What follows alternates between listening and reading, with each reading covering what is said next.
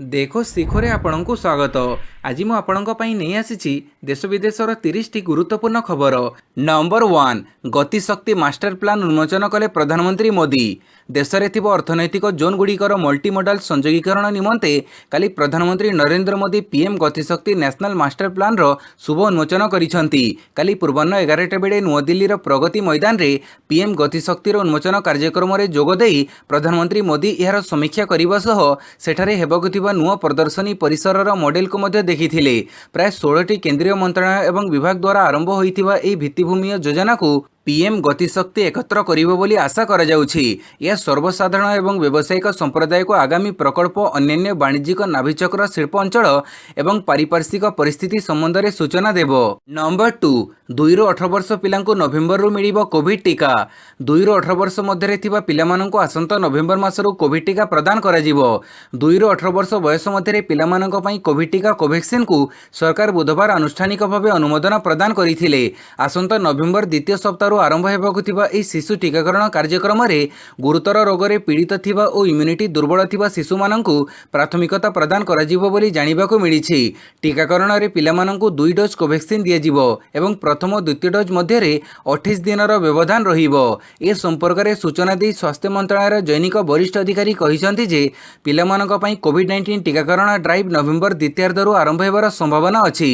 Number 3, Madhusudan ଆଇନ ବିଶ୍ୱବିଦ୍ୟାଳୟକୁ UGC ମାନ୍ୟତା।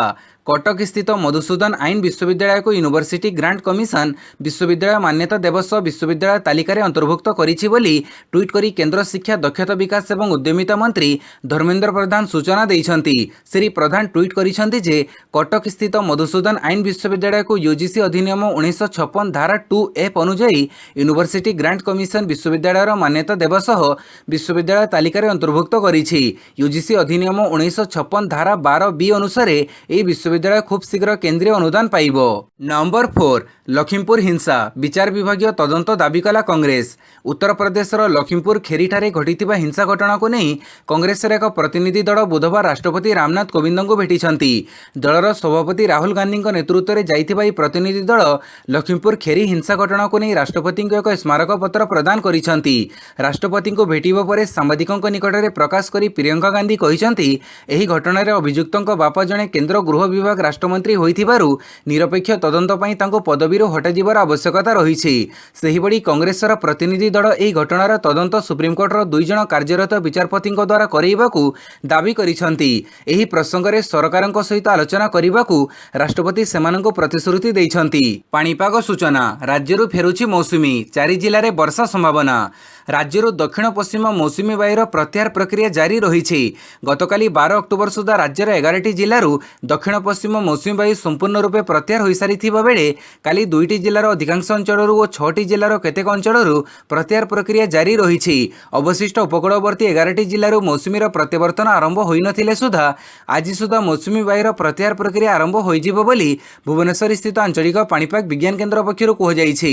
ଆସନ୍ତା 24 ଘଣ୍ଟା ପର୍ଯ୍ୟନ୍ତ ରାଜ୍ୟରେ ବର୍ଷା, ବଜ୍ରପାତକୁ ନେଇ କୌଣସି ପ୍ରକାରର ସତର୍କତା ସୂଚନା ନାହିଁ। ତେବେ ଏହି ସମୟ ମଧ୍ୟରେ ଉପକୂଳ ଓଡ଼ିଶା ସମେତ କେନ୍ଦୁଝର, ମୟୂରଭଞ୍ଜ, ରାୟଗଡ଼ା, କୋରାପୁଟ ଜିଲ୍ଲାର ଗୋଟିଏ କିମ୍ବା 2ଟି ସ୍ଥାନରେ ହାଲୁକାରୁ ମଧ୍ୟମ ବର୍ଷା କିମ୍ବା ବଜ୍ରପାତ ହେବାର ସମ୍ଭାବନା ରହିଛି। ନମ୍ବର 6, ଏମ୍ସରେ ଭର୍ତ୍ତି ହେଲେ ମନମୋହନ ସିଂ। ପୁଣି ଏମ୍ସରେ ଭର୍ତ୍ତି ହେଲେ ପୂର୍ବତନ ପ୍ରଧାନମନ୍ତ୍ରୀ ମନମୋହନ ସିଂ। ସ୍ୱାସ୍ଥ୍ୟାବସ୍ଥା ଖରାପ ଥିବାରୁ ତାଙ୍କୁ ବୁଧବାର ଏମ୍ସରେ ଭର୍ତ୍ତି କରାଯାଇଛି। ଡକ୍ଟର ନୀତିଶ ନାୟକଙ୍କ ତତ୍ତ୍ୱାବଧାନରେ ତାଙ୍କର ଚିକିତ୍ସା କରାଯାଉଛି। ତେବେ ସେ ନିଶ୍ୱାସ ନେବାରେ ଅସୁବିଧାର ସମ୍ମୁଖୀନ ହେଉଥିଲେ ଏବଂ ଛାତିରେ ଯନ୍ତ୍ରଣା ଅନୁଭବ କରୁଥିବା କୁହାଯାଉଛି। ସୂଚନା ଥାଉ କି ଚଳିତ ବର୍ଷ ଏପ୍ରିଲରେ କୋଭିଡ୍ ସଂକ୍ରମିତ ହୋଇଥିଲେ ମନମୋହନ। ଏମ୍ସରେ କିଛି ଦିନ ତାଙ୍କର ଚିକିତ୍ସା କରାଯିବା ପରେ ଡିସ୍ଚାର୍ଜ ହୋଇଥିଲେ। 2 ଦିନ ପୂର୍ବେ ତାଙ୍କୁ ଜ୍ୱର ହୋଇଥିଲା।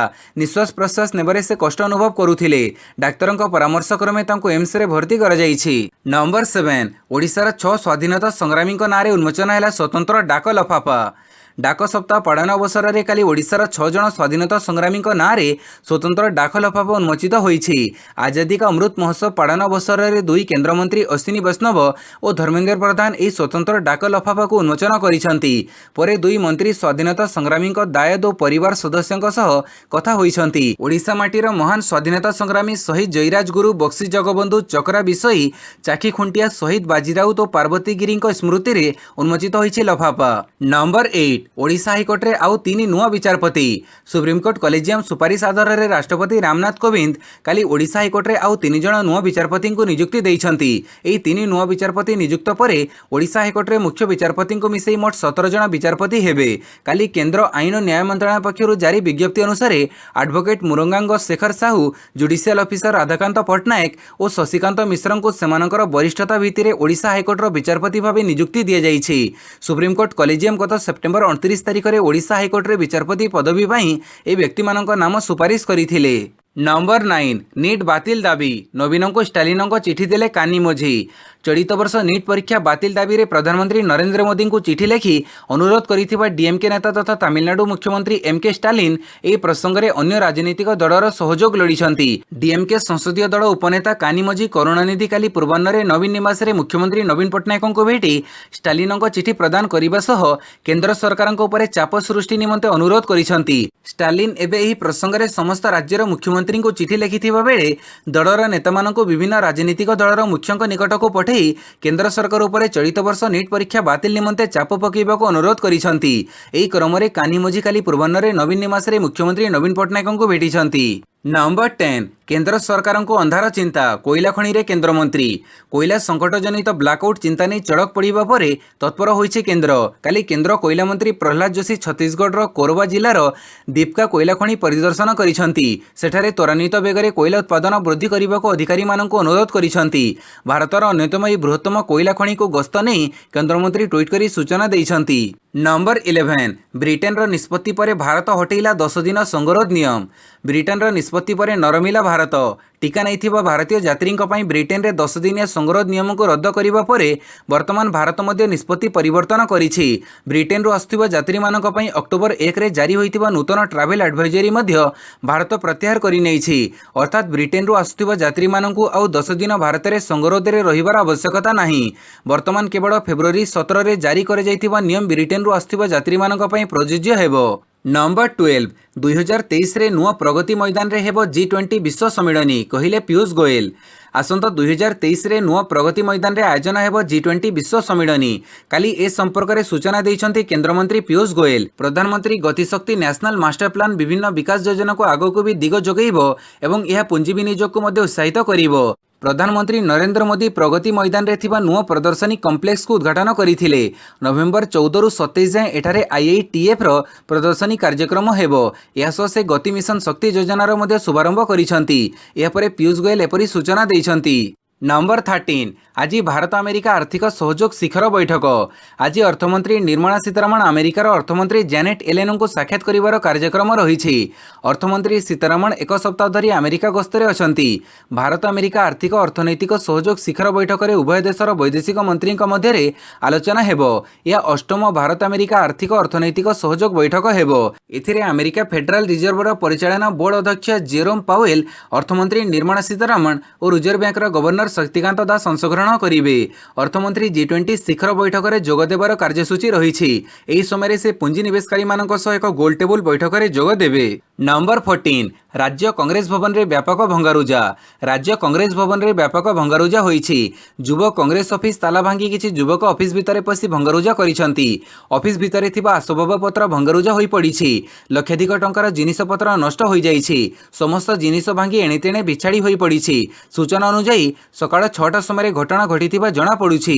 कांग्रेस भवन भितरे युव कांग्रेस कोठरी थिबा बेले किभଳି केउ स्थिति रे केउ माने एभଳି कांड घटैछंती ताकु नै प्रश्न उठिछि। सेपटे कांग्रेसर जणे युव नेता कहवानुसार कांग्रेस दल आगक बढ़ु नथिबारु छात्र कांग्रेस मध्य दिनकु दिन आक्रोशर निया बढ़िबारे लागिछि। एही भंगारुजा कोनोसी बाहर लोक करि नाहंती। युव कांग्रेसर एहा एक गोष्ठी विवाद। नंबर 15 तुळसी पहाड़ रे एनकाउंटर 3 माओवादी मृत। माओवादी गड़ तथा अभेद्य दुर्ग कहजाउथिबा तुळसी पहाड़ रे काली एक बड़ धरणर एनकाउंटर होईछि। पुलिस गुड़ी रे 2 महिला कैडर समेत 3 जण माओवादी मृत्यु होईछि।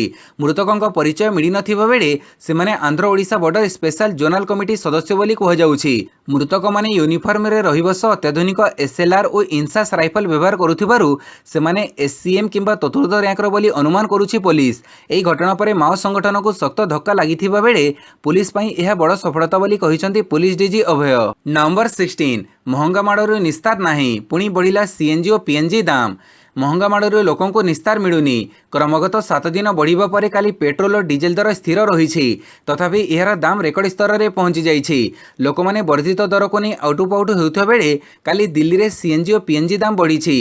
काली सकाळु दिल्ली और एनसीआर रिजन में वर्धित दर लागू कर वर्धित दर पर दिल्ली में सीएनजी केजी पिछा दर 49 टंका 76 पैसा और पीएनजी दाम 35 टंका 11 पैसा रे पहुंची जाइछि। सेहीपरि नोएडा, ग्रेटर नोएडा और गाजियाबाद रे सीएनजी दर 56 टंका 2 पैसा और पीएनजी दाम 34 टंका 86 पैसा रे बिक्री होउछि। नंबर 17 गत 24 घंटा भितर राज्य में 615 कोविड पॉजिटिव चिन्हट। गत 24 घंटा मध्य राज्य में 615 जन पॉजिटिव चिन्हट होइछंती।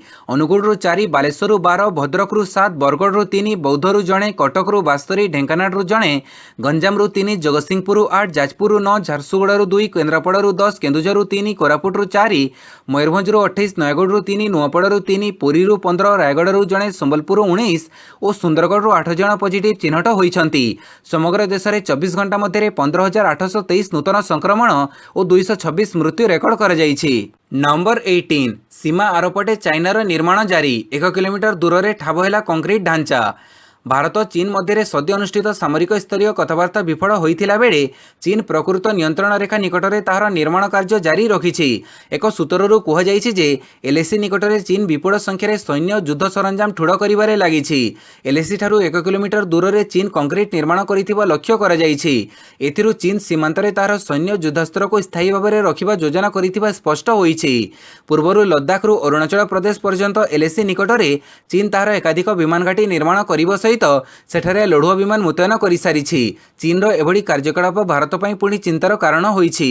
नंबर 19 निमंत्रण रे स्पेशल व्यंजन। Dussehra OTDC pitha on wheel. Durga Puja अवसर में ओडिशा पर्यटन उन्नयन निगम द्वारा राज्यर विभिन्न सहर में पारंपरिक सुस्वादु ओडिया पिठा जोगाई दिया। दशहरा को दृष्टि रखी 12 तारिख रु 15 तारिख पर्यंत यह पिठा राजधानी भुवनेश्वर समेत कटक, संबलपुर विभिन्न स्थान में काउंटर पिठा ऑन व्हील माध्यम उपलब्ध होउछि। ओटीडीसी परिचालित निमंत्रण रेस्टोरेंट रे मध्य दशहरा पूजा पई स्पेशल ओडिया व्यंजन प्रस्तुत होइछि। नंबर 20 समलेई योजना पई घरोई जमी अधिग्रहण आरंभ। समलेश्वरी मंदिर तथा आखपाख अंचल पुनः विकास निमंते राज्य सरकार समलेई योजना घोषणा करिसेंती। एही योजना को यथाशीघ्र कार्यकारी करिबा निमंते सरकारी जमी, आवास और मार्केट कॉम्प्लेक्स आदि को अधिग्रहण करजिबा आरंभ होई सारिथिबा बेले नवरात्र अवसर में दशहरा सप्तमी तिथि रे घरोई जमी अधिग्रहण और पंजीकरण कार्य आरंभ होईछि। सोमवार दिन मंदिर सम्मुख में रहिथिबा समलेश्वरी मंदिर ट्रस्ट बोर्ड पूर्वतन सभापति सदाशिव महापात्र और तांकर परिवार वर्गों को 4 डेसिमिल जमी और घर को समुदाय 13,07,262 टंका चेक प्रदान कर जाई प्रशासन प्रथमे अधिग्रहण पंजीकरण करिछि। नंबर 21 श्री जगन्नाथ स्टाडियम निर्माण समीक्षा कले 5T सचिव। पुरी पेंठघट अंचल में चली श्री जगन्नाथ स्टाडियम निर्माण कार्यर अग्रगति संपर्क में समीक्षा करिसेंती 5T सचिव VK पांड्यान। से निर्माण स्थल परिदर्शन करने सह विभागीय अधिकारी सहित आलोचना करिसेंती। डिसेम्बर मास शेष सुधा निर्माण कार्य संपूर्ण करने को ठिकादार संस्था को बैठक में निर्देश दि जाइछि। प्राय 13 एकर जमी निर्माण होछि श्री जगन्नाथ क्रिकेट स्टाडियम। एथिपाई खेलो इंडिया योजना रे केंद्र सरकार 7,50,00,000 एवं अभड़ा योजना रे राज्य सरकार 25 कोटी टंका प्रदान करिसेंती। सेठारे उभय आउटडोर और इंडोर स्टाडियम करा जाउछि। नंबर 22 राजधानी रे खोलिला 1 टंकिया अर्थराइटिस क्लिनिक। राजधानी शहीद नगर स्थित ओडिशा अर्थराइटिस एंड रिमोटोलॉजी सेंटर ठारे 1 टंकिया अर्थराइटिस क्लिनिक काली उद्घाटित हो जाइछि। प्रति मासर प्रथम गुरुवार दिन एठारे असहाय गरीब लोकों को मात्र 1 टंका देयरे गंठीबात रोगर चिकित्सा परामर्श जोगाई दिया जिवो। ओडिशार विपर्यस्त स्वास्थ्य व्यवस्था रे विशिष्ट रिमोटोलॉजिस्ट तथा ओडिशा अर्थराइटिस एंड रिमोटोलॉजी सेंटर निर्देशक ज्योतिरंजन परिडांक यह प्रयास आलोकवर्तिका सदृश हेबो बोली संवादर संवादक सौम्यरंजन पट्टनायक कहिसेंती। नंबर 23 कृषक हत्या निंदनीय कहले निर्मला सीतारमण। 4 जन कृषक मृत्युवरण करिथिबा लक्ष्मीपुर खेरी हिंसाकांड घटना संपूर्ण निंदनीय बोली सरकारी गस्तरे जुक्तराष्ट्र अमेरिका जाइथिबा अर्थमंत्री निर्मला सीतारमण कहिसेंती। एहा छडा से गुरुत्वारोप करी कहिसेंती जे भारतर अन्य प्रांतरे समान धरणर घटना घटुथिले भी ता अन्य मानकु स्वरोत्तोलन करिबा पई सुहौ नाही, किंतु उत्तर प्रदेश रे बीजेपी सरकार थिबारु ता चर्चित होईछि। मंगलवार दिन हावर्ड केनेडी स्कूल रे आलोचना बेले ए संक्रांत प्रश्नर उत्तर उत्तर दे सीतारमण उपरोक्त मंतव्य देइछंती। नंबर 24 आतंकवादी को एबे निस्तार नहीं, बीएसएफ को मिलिला अधिक क्षमता। एबे आतंकवादी को निस्तार नहीं, सीमा सुरक्षा बल बा बीएसएफ को नहीं बुधवार बड़ निष्पत्ति नहीं केंद्र गृह मंत्रालय। बीएसएफ को अधिकार क्षेत्र बढ़ा जाई अधिकारी को गिरफ्तारी तलाशी और जबत करिवार अधिकार प्रदान करा जायछि। भारत पाकिस्तान और भारत बांग्लादेश मध्य अंतरराष्ट्रीय सीमार 50 किलोमीटर परिधि भितर बीएसएफ जवानों को यह अधिकार दि जायछि। अर्थात कलेक्टर निर्देश और अरेस्ट वारंट बिना बीएसएफ यही अंचल भितर गिरफ्तारी और तलाशी करिपारिबो। नंबर 25 पाकिस्तान प्रधानमंत्री सेना मुख्य मुहांमुही। पाकिस्तान प्रधानमंत्री और देशर सेना मुख्य मुहांमुही होइछंती। उभयଙ୍କ मध्य आरंभ होइछि तिक्तता। आईएसआई मुख्य नियुक्ति को नहीं दुहिंक मध्य आरंभ होइछि टणाओटड़ा। प्रधानमंत्री इमरान खान और सेना मुख्य जनरल कुमार बाजुआंक मध्य सृष्टि होइथिबा मतभेद अधिक बिगुड़ुथिबा गणमाध्यम रे प्रकाश पाइछि। गत सप्ताह पाकिस्तान रो गोइंदा संस्था आईएसआई मुख्य पदरु लेफ्टिनेंट जनरल फैज हमीद को हटाई दिया जाइथिला। तांका स्थान रे लेफ्टिनेंट जनरल नदीम अंजुम को नियुक्ति नहीं स्थिर करा जाइथिला। तेबे गणमाध्यम रिपोर्ट अनुसार फैज हमीद कार्यकाल जारी रहू बोली प्रधानमंत्री इमरान खान चाहूथिले। नंबर 26 पुणी भाजपा सरकार को टार्गेट कले पावर। एनसीपी नेता शरद पवार पुणी थे लखीमपुर हिंसा मामलें केंद्र उत्तर प्रदेश में भाजपा सरकार को टार्गेट करिसेंती। पावर कहिसेंती लखीमपुर में चाषी कार चढ़ी दि जाइथिला। केंद्र राज्य मंत्री पुओ घटनास्थल में उपस्थित थिबा कृषक माने कहिसेंती सुप्रीमकोर्ट हस्तक्षेप पर तांको पुओ को गिरफ्त कर जाइछि। शासक दल दृढ़ पदक्षेप नेबा उचित। यूपी मुख्यमंत्री योगी आदित्यनाथ किंबा स्वराष्ट्र राष्ट्रमंत्री ए प्रसंग में दायित्वरू दूरे रही पारिबे नाही। राष्ट्रमंत्री इस्तीफा देबा उचित बोली से कहिसेंती। नंबर 27 आईपीएल द्वितीय क्वालिफायर फाइनल रे प्रवेश कला कोलकाता। शारजा क्रिकेट स्टेडियम ठारे आईपीएल 2021 द्वितीय क्वालिफायर मैच रे दिल्ली को 3 विकेट रे परास्त करिछि कोलकाता। ई विजय सह कोलकाता फाइनल रे प्रवेश करिछि। प्रथम पाड़ी रे दिल्ली 20 ओवर रे 5 विकेट हरई 135 रन करिथिला। जवाब रे कोलकाता 19.5 ओवर रे 7 विकेट हरई 136 रन करी विजय हासिल करिछि। नंबर 28 रोनाल्डो को आउ एक कीर्तिमान अंतर्जातीय मुकाबिला रे सर्वाधिक हैट्रिक गोल। पोर्तुगाल रो महान खेलाड़ी क्रिस्टियानो रोनाल्डो बुधवार आउ एक कीर्तिमान स्थापन करिसेंती। अंतर्जातीय मुकाबिला रे से सर्वाधिक थर हैट्रिक गोल स्कोर करिसेंती। से स्वीडन रो स्पेन रिडले 9 थर रेकर्ड को रोनाल्डो भंग करिसेंती। एथिसह से अंतर्जातीय फुटबॉल रे ओवरऑल 115 गोल स्कोर करी शीर्ष रे रहिसेंती। यूरोकप अवसर रे से ईरान रो अली डेइंग को 109तम रेकर्ड भंग करिथिले।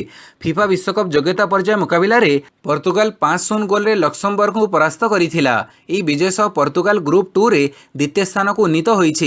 नंबर 29 सैयद मुश्ताक अली टी20 ओडिशार नेतृत्व नेबे राजेश। ओडिशा क्रिकेट एसोसिएशन बुधवार सैयद मुश्ताक अली टी20 टूर्नामेंट पई 21 जणिया दल घोषणा करिछि। ए दलर नेतृत्व नेबे राजेश धूपर। अक्टोबर 27 रे राजेशଙ୍କ नेतृत्व रे ओडिशा टीम लखनऊ जीवो। टूर्नामेंट लखनऊ रे 4 रु 9 नवेम्बर पर्यंत आयोजित हेबो। नवेम्बर 4 रे ओडिशा तार प्रथम एलिट ग्रुप मुकाबिला रे गोवा को भेटिबो।